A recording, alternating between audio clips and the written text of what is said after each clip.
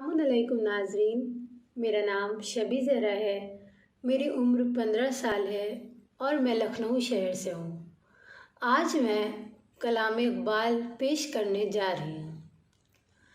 कभी ए हकीकत मुंतज़िर नज़र आ लिबास मजाज में के हजारों सजदे तड़प रहे हैं मेरी ज़मीने नियाज़ में।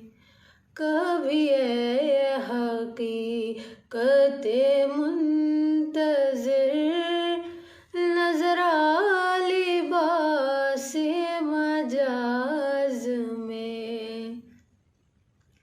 तू बचा बचा के ना रख इसे, तेरा आईना है वो आईना।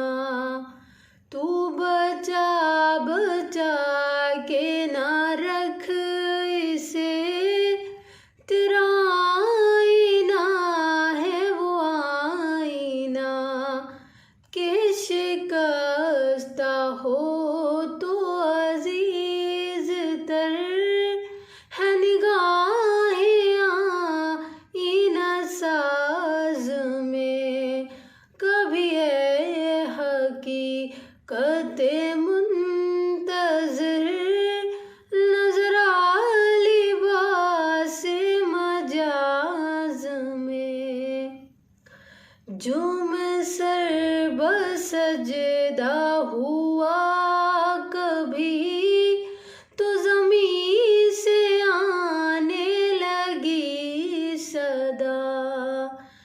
जो मैं सर बसजदा हुआ कभी तो ज़मीं से आने लगी सदा। तेरा दिल तो है सनम आशना, तुझे क्या मिलेगा नमाज में। कभी ए हकीकत